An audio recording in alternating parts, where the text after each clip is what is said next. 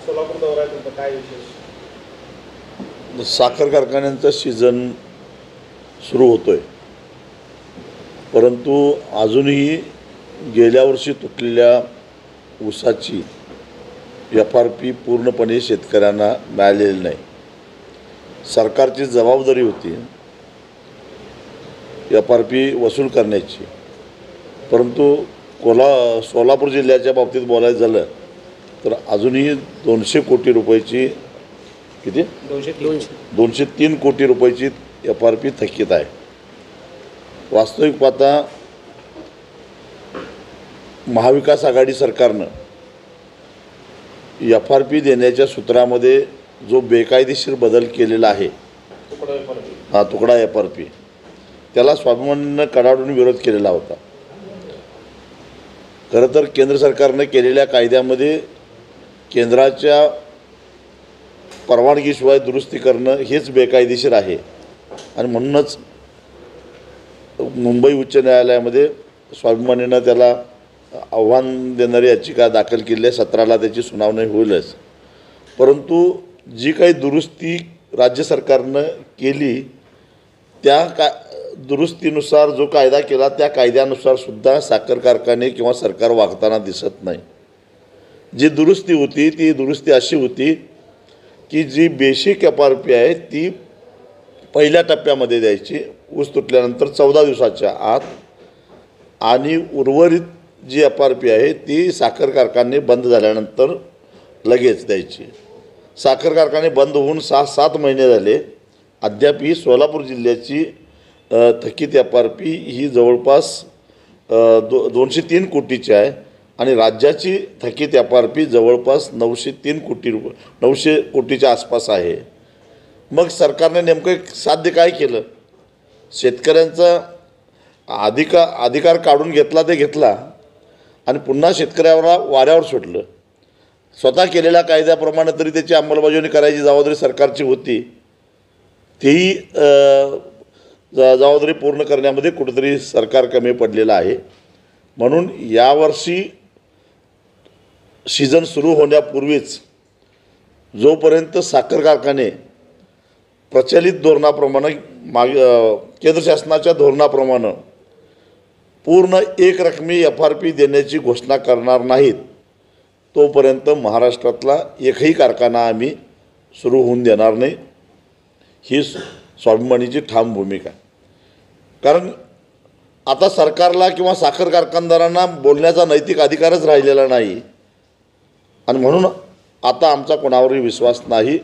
Sugar cane control order 1966 नुसार ऊस तुटल्यानंतर 14 दिवसाच्या आत पूर्ण एक रकमी FRP देणं हे कायद्यानं शेतकऱ्यांना कारखान्यांना बंधनकारक आहे. विलंबाला 15% व्याजाची तरतूद आहे. मग 6 महिन्याचं 15%नं व्याज का दिलं नाही सरकारनं? दुसरी गोष्ट, प्रचलित धोरणाप्रमाणे साखर कारखान्यांनी ज्यांना साखरेचं उत्पादन कमी करण्यासाठी म्हणून इथेनॉलचं उत्पादन वाढवण्याचा सुचवलेलं आहे, त्या पद्धतीनं काही कारखाने साखर मोलॅसिसमध्ये सोडून मोलॅसिसचं उत्पादन वाढवतात. अशा प्रकारे वाढलेल्या उत्पादन वाढलेलं जे मोलॅसिस असतं त्याला बी हेवी मोलॅसिस म्हणतात आणि त्याच्यापासून तयार झालेल्या इथेनॉलला वेगळा दर मिळतो, तो 59 रुपये मिळतो लिटरला. आणि अशा पद्धतीनं जर का मोलॅसिसचं उत्पादन वाढवलं तर कारखान्याची रिकव्हरी कमी होते आणि कारखान्याची रिकव्हरी कमी झाली तर शेतकऱ्याच्या FRPवर त्याचा परिणाम होतो. म्हणून केंद्र सरकारनं जेवढी बी हेवी मोलॅसिसचं उत्पादन केलेलं आहे किंवा ऊसाच्या रसापासून थेट इथेनॉलसुद्धा काही कारखाने करतात, त्यामुळे सुद्धा रिकव्हरी कमी होते, याचं ऑडिट करून जेवढ्या प्रमाणामध्ये बी हेवी मोलॅसिसचं उत्पादन केलेलं आहे किंवा सिरप टू इथेनॉल उत्पादन केलेलं आहे तेवढे FRP वाढ करून मगच कारखान्याची सरासरी रिकव्हरी डिक्लेअर करावी आणि त्याच्यावर शेतकऱ्यांना FRP द्यावा असा आदेश दिलेला आहे आणि हे एका स्वतंत्र यंत्रणेमार्फत ऑडिट करून मग त्या कारखान्यांची FRP निश्चित करायची. अर्थात हे सुद्धा साखर कारखाने बंद झाल्यानंतर 15 दिवसाच्या आत करायचं होतं. महाराष्ट्राची जबाबदारी ही वसंतदादा शुगर इन्स्टिट्यूटवर सोपवलेली होती, पण अजूनही 100% सगळ्या कारखान्यांचे ऑडिट पूर्ण झालेलं नाही आहे. म्हणजे इथं सुद्धा यंत्रणा कमी पडलेला आहे आणि शेतकऱ्यांची फसवणूक व्हायला लागलेली आहे सरळ आणि या सगळ्या गोष्टीला आमचा विरोध आहे. आणि या सगळ्या गोष्टीची दखल घेऊन यावर्षी एकूणच आंदोलनाची व्यूहरचना कशी असेल, एकतर केंद्राकडूनही शेतकऱ्यांची फसवणूक झालेली आहे. कारण वरवर केंद्र सरकारनं दाखवलं की 150 रुपयानं FRP वाढली, परंतु प्रत्यक्षामध्ये ती फक्त 75 रुपयानं वाढलेली आहे. कारण यावर्षी 3050 जी FRP दिसते त्याचा बेस 10.25 रिकव्हरीचा आहे आणि गेल्या वर्षाची 2900 FRP जी होती त्याचा बेस 10 पॉईंटचा होता, 10 रिकव्हरीचा होता. मग गेल्या वर्षीच्या बेसचा हिशेब केला तर गेल्या वर्षीसुद्धा 10.25ला जी FRP बसत होती ती 2975 बसत होती आणि यावर्षी 3050 बसते. म्हणजे 75 रुपयाचा फरक पडलेला आहे आणि केंद्र सरकार वाढवतं आहे 75 रुपये आणि सांगतं आहे मात्र 150 रुपये वाढवलं आहे. अशी फसवणूक केंद्र सरकार ऊस उत्पादकांची करायला. गेल्या 4 वर्षामध्ये ऊस उत्पादकांना ऊसातून काहीही पैसे मिळालेले नाहीत. कारण खर्च तोडणी वाहतूक वजा करता जी प्रत्यक्षामध्ये हातात रक्कम पडते ती रक्कम गेल्या 4 वर्षामध्ये एकसारखीच राहिलेली आहे. त्याच्यामध्ये फारशी वाढ झालेली नाही. जी काय तुटपुंजी वाढ केंद्र सरकारकडून केली जाते ते पैसे तोडणी वाहतुकीतच निघून जातात आणि जेवढे हातात पडायचे तेवढेच पडतात. मात्र गेल्या 4 वर्षामध्ये पोटॅश आणि DAPच्या किमती तिपटीहून अधिक वाढलेल्या आहेत. तीच अवस्था तणनाशक आणि कीटकनाशकांची आहे. म्हणजे उत्पादन खर्च भरमसाठ वाढत चालला, पण प्रत्यक्षामध्ये हातात पडणारे पैसे मात्र आहे तेवढेच राहिले. त्यामुळं अत्यंत बिकट परिस्थिती अशी ऊस उत्पादकांची झालेली आहे. त्यातच साखर कारखान्यांनी सर्रास काटामारी करायला सुरुवात केलेली आहे आणि या काटामारीच्या बाबतीत बोलायचं झालं तर कुठल्याही शेतकऱ्याला जर विचारलं की काटामारी होते का, व सर्रास सगळेच साखर कारखाने काटा मारतात असा शेतकऱ्यांचा अनुभव आहे. शेतकऱ्यांनी जर का बाहेरून ऊस वजन करून कारखान्याला पुरवण्याचा प्रयत्न केला तर तो ऊस स्वीकारला जात नाही आणि ज्या वाहनातून तो ऊस वजन केला गेला त्या वाहनाचा करार रद्द केला जातो आणि त्याला पुन्हा कारखान्याकडे येऊ नको असं सांगितलं जातं. तरीसुद्धा काही शेतकऱ्यांनी खात्री करून घेतली. त्याच्यामध्ये असं दिसून आलं की किमान एका खेपेला 2 ते 2.5 टन इतका काटा मारला जातो. आता एक खेप सर्वसामान्य 16-17 टनाची असते. ती जर टक्केवारी काढली तर 13.5 ते 13% एवढा काटा मारला जातो. हे प्रमाण भयावह आहे. अगदी 10% जरी हिशेब केला तर वर्षाला 7 लाख टन ऊस घालणारा कारखाना 70,000 टन ऊसाची चोरी करतो. महाराष्ट्राच्या बाबतीत विचार करायचा झाला तर गेल्या वर्षी महाराष्ट्रामध्ये 13,20,00,000 टन इतक्या ऊसाचं उत्पादन झालं. त्याच्या 10% हिशेब केला तर 1,32,00,000 टन ऊसाची चोरी काटामारीतून झालेली आहे. त्याच्या पुढं जाऊन महाराष्ट्राची जी सरासरी रिकव्हरी आहे 11.40 गेल्या वर्षाची, त्या हिशोबानं हिशेब केला तर जवळपास 14.78 लाख टन इतका साखरेची उत्पादन या काटामारीतून झालं आणि त्याची किंमत झाली 4,581 कोटी रुपये. म्हणजे मी गृहीत धरलं 3100 रुपयानं. म्हणजे वर्षाला 4,581 कोटीचा दरोडा आज ऊस उत्पादक शेतकऱ्यांच्यावर साखर कारखाने राजरोसपणानं टाकतायत. हे फक्त शेतकऱ्यांच्याच बाबतीत होत नाही, तर सरकारला सुद्धा चुना लावतात. कारण हा काटा मारलेला जो काही ऊस आहे, साखर आहे, त्या साखरेचं उत्पादन जर का हिशेबात धरलं गेलं तर कारखान्याची रिकव्हरी वाढते आणि मग त्या काटामारीचा फायदा होत नाही.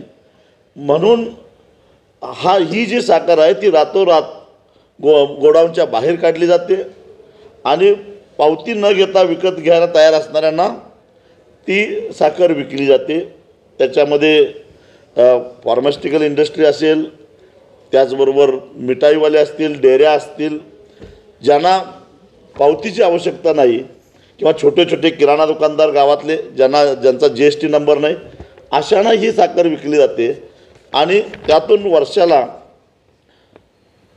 229 कोटी रुपयाचा GST सुद्धा बुडवला जातो. मी मध्यंतरी कोल्हापूरच्या विभागीय आयुक्त GSTचे यांना भेटून एक पत्र दिलं की हा जो आरोप आम्ही करतो त्याची सत्यता पडताळून बघायची असेल तर साखर कारखान्याच्या गोडाऊनमध्ये अचानक धाडी टाका आणि त्याच्यामध्ये त्यांची अधिकृत साखर किती आहे आणि त्यांच्या नोंदीशिवाय असणारी साखर, ही साखर नेमकी आली कुठली आणि कुणी आणून ठेवली त्याचा जाब विचारा. या चोऱ्या तुम्हाला सापडल्याशिवाय राहणार नाहीत. पण GST विभागानं अजून काही फारशी हालचाल केलेली नाही. आमची अशी मागणी आहे, अशाच प्रकारे पेट्रोल पंपसुद्धा सर्वसामान्य ग्राहकांना पेट्रोल देत असताना त्याच्यामध्ये चोऱ्या करताना दिसत होत्या. त्याच्यावर उपाययोजना म्हणून ऑइल कंपन्यांनी अलीकडच्या काळामध्ये सगळे पेट्रोल पंप हे ऑनलाईन केलेले आहेत. त्यामुळं ते जे तेल घालणारं जे मोजणारं जे मशीन असतं त्याच्यामध्ये काही ॲडजस्टमेंट करायची असेल तर ते त्या पंपवाल्याला करता येत नाही. त्यासाठी ऑइल कंपनीकडून OTP घ्यावा लागतो आणि मगच ती दुरुस्ती होती. मग महाराष्ट्रात जेमतेम 200 कारखाने आहेत आणि सगळेचे सगळे इलेक्ट्रॉनिक्स काटे आहेत. मग हे 200 काटे ऑनलाईन करून एक OTP साखर आयुक्ताकडे का ठेवला जात नाही? त्याच्यासाठी काही तरतूद करायची गरज नाही, खर्च करायची गरज नाही, पण तरीसुद्धा हे होत नाही. त्याचं कारण या 4,500 कोटीमधलं खरकट आहे हे अनेकांच्या मिशीला लागलेलं आहे. सगळ्यांचे हिस्से याच्यामध्ये आहे. म्हणून ऊस उत्पादक शेतकऱ्यांची लूट होते. यावर्षी आमची अशी भूमिका आहे की याच्यावर काहीतरी सरकारनं निर्णय घेतल्याशिवाय स्वाभिमानी शेतकरी संघटना गप्प बसणार नाही. आणि ह्या सगळ्या प्रश्नावरची चर्चा करून यावर्षीचं आंदोलन हे कशा प्रकारचं असेल आणि कशा पद्धतीनं किती तीव्रतेनं हे आंदोलन पुढे न्यायचं याचा निर्णय घेण्यासाठी म्हणून स्वाभिमानी शेतकरी संघटनेची 21वी ऊस परिषद ही 15 ऑक्टोबरला जयसिंगपूरला दुपारी 2 वाजता होणार आहे. त्या ऊस परिषदेमध्ये आम्ही सगळे निर्णय घेऊ. परंतु जर सरकार ऐकणार नसेल, आधीच्या सरकारासारखं हेही सरकार कारखानदारांना पाठीशी घालणार असेल तर आता संघर्ष अटळ आहे, ही आमची भूमिका आहे.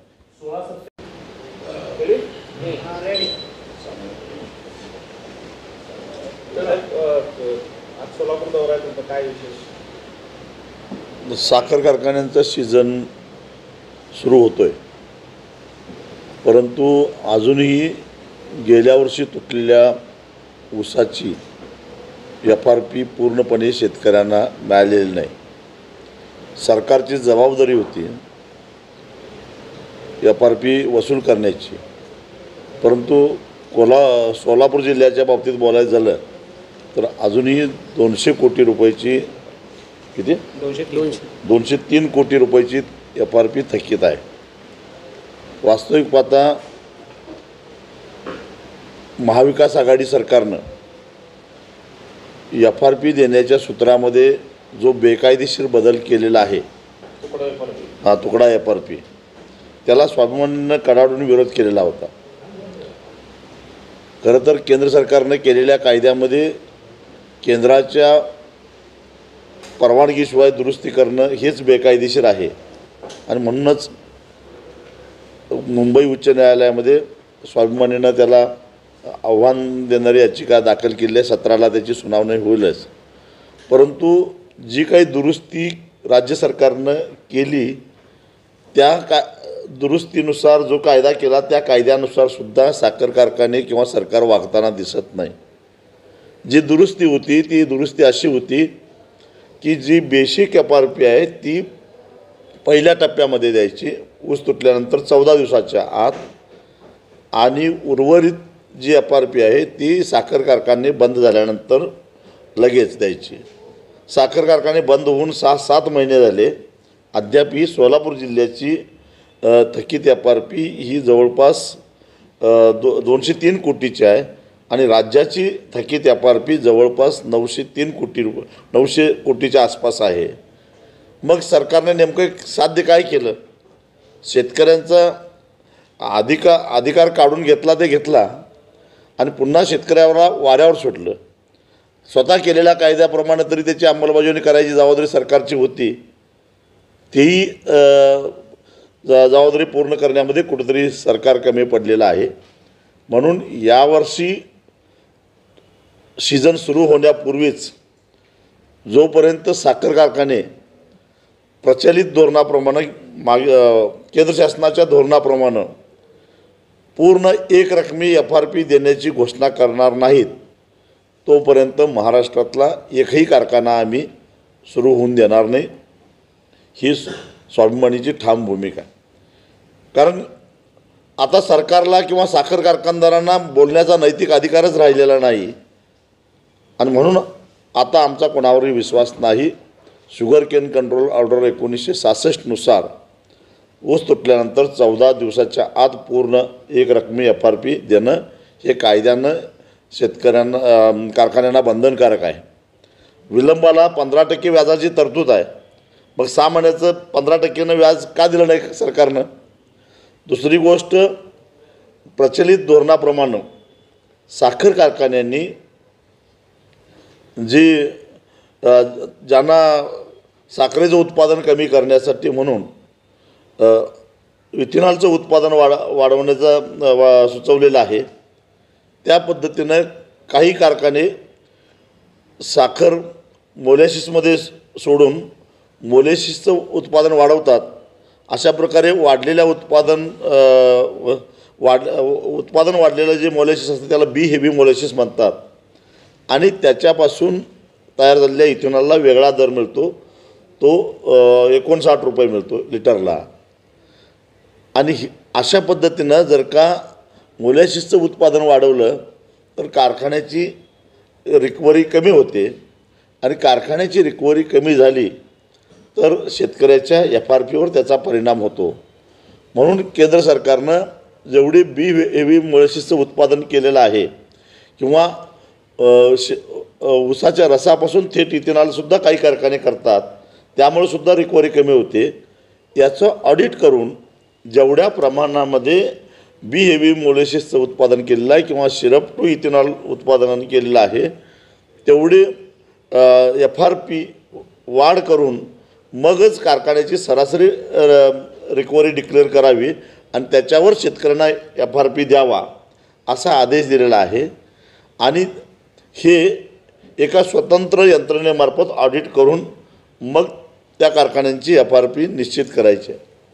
अर्थात हे सुद्धा साखर कारखाने बंद झाल्यानंतर 15 दिवसाच्या आत करायचं होतं. महाराष्ट्राची जबाबदारी ही वसंतदादा शुगर इन्स्टिट्यूटवर सोपवलेली होती, पण अजूनही 100% सगळ्या कारखान्यांचे ऑडिट पूर्ण झालेलं नाही आहे. म्हणजे इथंसुद्धा यंत्रणा कमी पडलेला आहे आणि शेतकऱ्यांची फसवणूक व्हायला लागलेली आहे सरळ. आणि या सगळ्या गोष्टीला आमचा विरोध आहे. आणि या सगळ्या गोष्टीची दखल घेऊन यावर्षी एकूणच आंदोलनाची व्यूहरचना कशी असेल, एकतर केंद्राकडूनही शेतकऱ्यांची फसवणूक झालेली आहे. कारण वरवर केंद्र सरकारनं दाखवलं की 150 रुपयानं FRP वाढली, परंतु प्रत्यक्षामध्ये ती फक्त 75 रुपयानं वाढलेली आहे. कारण यावर्षी 3050 जी FRP दिसते त्याचा बेस 10.25 रिकव्हरीचा आहे आणि गेल्या वर्षाची 2900 FRP जी होती त्याचा बेस 10 पॉईंटचा होता, 10 रिकव्हरीचा होता. मग गेल्या वर्षीच्या बेसचा हिशेब केला तर गेल्या वर्षीसुद्धा 10.25ला जी FRP बसत होती ती 2975 बसत होती आणि यावर्षी 3050 बसते, म्हणजे 75 रुपयाचा फरक पडलेला आहे. आणि केंद्र सरकार वाढवतं आहे 75 रुपये आणि सांगतं आहे मात्र 150 रुपये वाढवलं आहे. अशी फसवणूक केंद्र सरकार ऊस उत्पादकांची करायला. गेल्या 4 वर्षामध्ये ऊस उत्पादकांना ऊसातून काहीही पैसे मिळालेले नाहीत. कारण खर्च तोडणी वाहतूक वजा करता जी प्रत्यक्षामध्ये हातात रक्कम पडते ती रक्कम गेल्या 4 वर्षामध्ये एकसारखीच राहिलेली आहे. त्याच्यामध्ये फारशी वाढ झालेली नाही. जी काय तुटपुंजी वाढ केंद्र सरकारकडून केली जाते ते पैसे तोडणी वाहतुकीतच निघून जातात आणि जेवढे हातात पडायचे तेवढेच पडतात. मात्र गेल्या 4 वर्षामध्ये पोटॅश आणि DAPच्या किमती तिपटीहून अधिक वाढलेल्या आहेत. तीच अवस्था तणनाशक आणि कीटकनाशकांची आहे. म्हणजे उत्पादन खर्च भरमसाठ वाढत चालला, पण प्रत्यक्षामध्ये हातात पडणारे पैसे मात्र आहे तेवढेच राहिले. त्यामुळं अत्यंत बिकट परिस्थिती अशी ऊस उत्पादकांची झालेली आहे. त्यातच साखर कारखान्यांनी सर्रास काटामारी करायला सुरुवात केलेली आहे. आणि या काटामारीच्या बाबतीत बोलायचं झालं तर कुठल्याही शेतकऱ्याला जर विचारलं की काटामारी होते का, व सर्रास सगळेच साखर कारखाने काटा मारतात असा शेतकऱ्यांचा अनुभव आहे. शेतकऱ्यांनी जर का बाहेरून ऊस वजन करून कारखान्याला पुरवण्याचा प्रयत्न केला तर तो ऊस स्वीकारला जात नाही आणि ज्या वाहनातून तो ऊस वजन केला गेला त्या वाहनाचा करार रद्द केला जातो आणि त्याला पुन्हा कारखान्याकडे येऊ नको असं सांगितलं जातं. तरीसुद्धा काही शेतकऱ्यांनी खात्री करून घेतली. त्याच्यामध्ये असं दिसून आलं की किमान एका खेपेला 2 ते 2.5 टन इतका काटा मारला जातो. आता एक खेप सर्वसामान्य 16-17 टनाची असते. ती जर टक्केवारी काढली तर 13.5 ते 13% एवढा काटा मारला जातो. हे प्रमाण भयावह आहे. अगदी 10% जरी हिशेब केला तर वर्षाला 7 लाख टन ऊस घालणारा कारखाना 70,000 टन ऊसाची चोरी करतो. महाराष्ट्राच्या बाबतीत विचार करायचा झाला तर गेल्या वर्षी महाराष्ट्रामध्ये 13,20,00,000 टन इतक्या ऊसाचं उत्पादन झालं. त्याच्या 10% हिशेब केला तर 1,32,00,000 टन ऊसाची चोरी काटामारीतून झालेली आहे. त्याच्या पुढं जाऊन महाराष्ट्राची जी सरासरी रिकव्हरी आहे 11.40 गेल्या वर्षाची, त्या हिशोबानं हिशेब केला तर जवळपास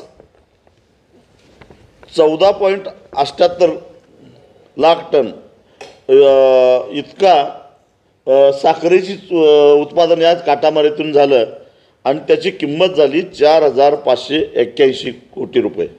म्हणजे मी गृहीत धरलं 3100 रुपयेनं, म्हणजे वर्षाला 4,581 कोटीचा दरोडा आज ऊस उत्पादक शेतकऱ्यांच्यावर साखर कारखाने राजरोसपणानं टाकतायत.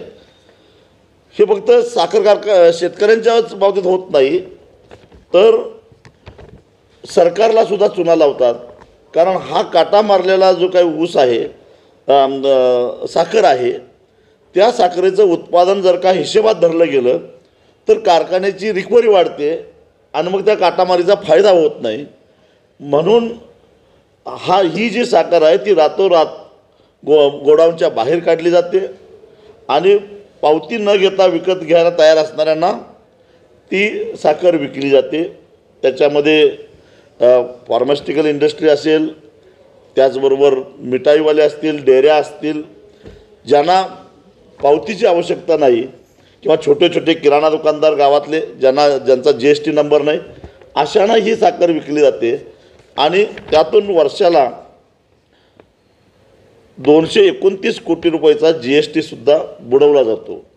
मी मध्यंतरी कोल्हापूरच्या विभागीय आयुक्त GSTचे यांना भेटून एक पत्र दिलं की हा जो आरोप आम्ही करतो त्याची सत्यता पडताळून बघायची असेल तर साखर कारखान्याच्या गोडाऊनमध्ये अचानक धाडी टाका आणि त्याच्यामध्ये त्यांची अधिकृत साखर किती आहे आणि त्यांच्या नोंदीशिवाय असणारी साखर, ही साखर नेमकी आली कुठली आणि कुणी आणून ठेवली त्याचा जाब विचारा. या चोऱ्या तुम्हाला सापडल्याशिवाय राहणार नाहीत. पण GST विभागानं अजून काही फारशी हालचाल केलेली नाही. आमची अशी मागणी आहे, अशाच प्रकारे पेट्रोल पंपसुद्धा सर्वसामान्य ग्राहकांना पेट्रोल देत असताना त्याच्यामध्ये चोऱ्या करताना दिसत होत्या. त्याच्यावर उपाययोजना म्हणून ऑइल कंपन्यांनी अलीकडच्या काळामध्ये सगळे पेट्रोल पंप हे ऑनलाईन केलेले आहेत. त्यामुळं ते जे तेल घालणारं जे मोजणारं जे मशीन असतं त्याच्यामध्ये काही ॲडजस्टमेंट करायची असेल तर ते त्या पंपवाल्याला करता येत नाही. त्यासाठी ऑइल कंपनीकडून OTP घ्यावा लागतो आणि मगच ती दुरुस्ती होती. मग महाराष्ट्रात जेमतेम 200 कारखाने आहेत आणि सगळेचे सगळे इलेक्ट्रॉनिक्स काटे आहेत. मग हे 200 काटे ऑनलाईन करून एक OTP साखर आयुक्ताकडे का ठेवला जात नाही? त्याच्यासाठी काही तरतूद करायची गरज नाही, खर्च करायची गरज नाही, पण तरीसुद्धा हे होत नाही. त्याचं कारण या 4,500 कोटीमधलं खरकट आहे हे अनेकांच्या मिशीला लागलेलं आहे. सगळ्यांचे हिस्से याच्यामध्ये आहे, म्हणून ऊस उत्पादक शेतकऱ्यांची लूट होते. यावर्षी आमची अशी भूमिका आहे की याच्यावर काहीतरी सरकारनं निर्णय घेतल्याशिवाय स्वाभिमानी शेतकरी संघटना गप्प बसणार नाही. आणि ह्या सगळ्या प्रश्नावरची चर्चा करून यावर्षीचं आंदोलन हे कशा प्रकारचं असेल आणि कशा पद्धतीनं किती तीव्रतेनं हे आंदोलन पुढे न्यायचं याचा निर्णय घेण्यासाठी म्हणून स्वाभिमानी शेतकरी संघटनेची 21वी ऊस परिषद ही 15 ऑक्टोबरला जयसिंगपूरला दुपारी 2 वाजता होणार आहे. त्या ऊस परिषदेमध्ये आम्ही सगळे निर्णय घेऊ. परंतु जर सरकार ऐकणार नसेल, आधीच्या सरकारासारखं हेही सरकार कारखानदारांना पाठीशी घालणार असेल तर आता संघर्ष अटळ आहे, ही आमची भूमिका आहे.